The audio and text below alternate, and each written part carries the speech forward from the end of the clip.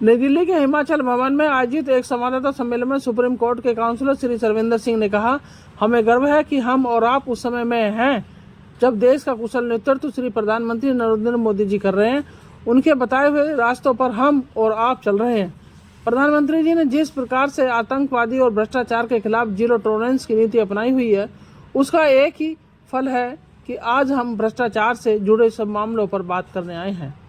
Supreme court के श्री सरविंदर सिंह ने बताया कि प्रधानमंत्री नरेंद्र मोदी जी विकसित भारत की परिकल्पना से चंद कुछ अधिकारी मनमाने तरीके से इस प्रकार के कार्यों में जुटे हैं कि वह उन विदेशी कंपनियों को इंडिया से बाहर देखने का कार्य कर रहे हैं।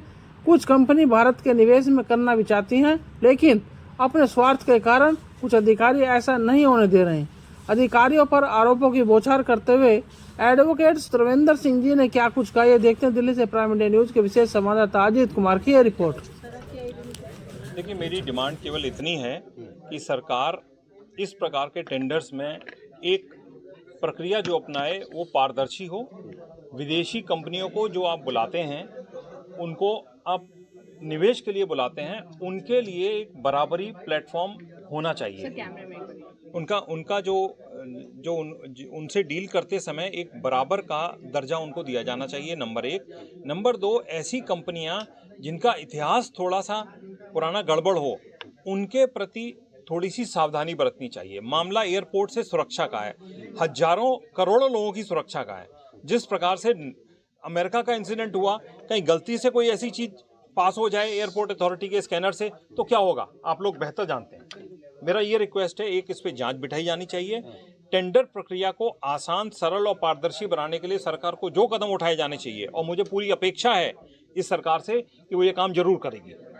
कौन सी कंपनियां हैं जिनको आपने नोट किया है कि जो कंपनियां का जो बैकग्राउंड है या जो वो भी?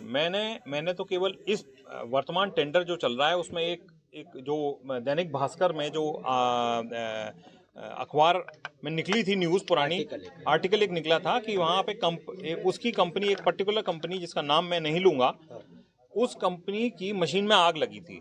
जो अब इस पे जांच हुई नहीं हुई, क्या हुआ, और दोबारा उस कंपनी को टेंडर की प्रक्रिया में बिना कोई और जानकारी लिए, बिना कोई जांच प्रक्रिया किए भाग लेने को अवसर दिया जा रहा है, जो कि एक थोड़ा शंका पैदा करता है कि ऐसा क्यों हो रहा है।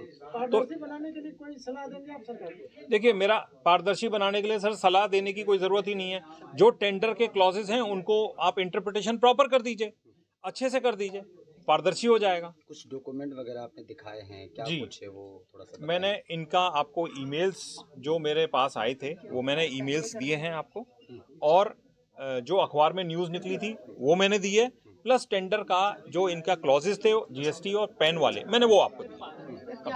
क्या कुछ मांग कर रहे हैं आप लोग सरकार से? क्या सरकार से मांग है कि इस टेंडर की जांच होनी चाहिए, उस कंपनी की जांच होनी चाहिए जिसकी मशीन में आग लगी थी, और विदेशी कंपनियों को जो बुलाते हैं उनको बुलाने की प्रक्रिया में भी पारदर्शिता होनी चाहिए, ताकि देश के सम्मान को ठेस ना पहुंचे। इस प्रकार की कंपनी अगर यह मैसेज लेके जाएंगी विदेशों में और बदनाम करेंगी कि हिंदुस्तान में न्याय नहीं मिलता या टेंडर के क्लॉजेस को इंटरप्रिटेशन गलत तरीके से बाहर किया जाता है, तो ये देश के लिए शर्म का विषय है। सरकार अगर